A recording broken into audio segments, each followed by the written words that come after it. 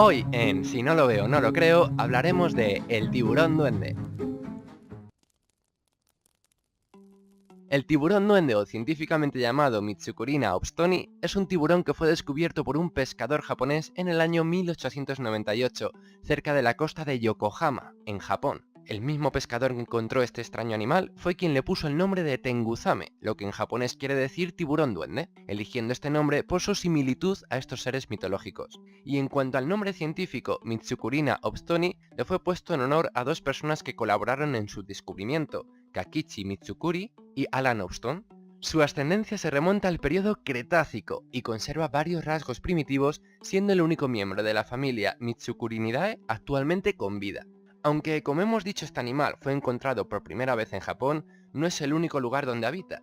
También se le ha localizado en mares de Australia, en Sudáfrica, en California, incluso en tierras españolas, concretamente en Galicia. De hecho, se dice que podría tener una distribución mundial, pero no uniforme. Habita en aguas oscuras por debajo de los 200 metros bajo el nivel del mar. Incluso se lo ha llegado a ver a 1300 metros por debajo de la superficie marina. Puede llegar a medir hasta 6 metros de largo y pesar alrededor de 700 kilos. La piel del tiburón duende es blanca con detalles rosados en el área del tronco y tiene como unos destellos azules en las aletas. Aunque fuera del agua, el tiburón duende es como rojizo o marrón. El color rojizo o rosado de la piel se relaciona con el hecho de que sus vasos sanguíneos se encuentran muy cercanos a la piel. Tiene unas aletas pequeñas con respecto a su tamaño, aunque como veremos más adelante, no les son un problema para alcanzar a sus presas. Lo que más llama la atención de este animal es su cabeza.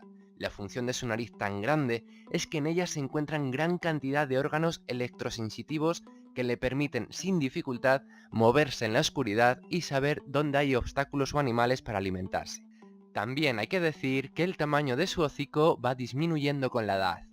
Aunque sus pequeños ojos no le permiten ver mucho, sí que son funcionales y le permiten detectar los cambios tenues de luz. Son animales carnívoros, alimentándose principalmente de peces, calamares, cangrejos y cefalópodos. La mandíbula del pez duende tiene en la parte superior entre 35 y 53 filas de dientes y en la inferior de 31 a 62, cuyo grosor y tamaño varían según estén localizados en la boca. Pero lo curioso de este animal no son la cantidad de dientes que tiene, sino que las mandíbulas en sí mismas son capaces de desplazarse hacia adelante en el momento de la apertura de la boca. De esta forma, son capaces de capturar a sus presas sin tener que nadar rápidamente.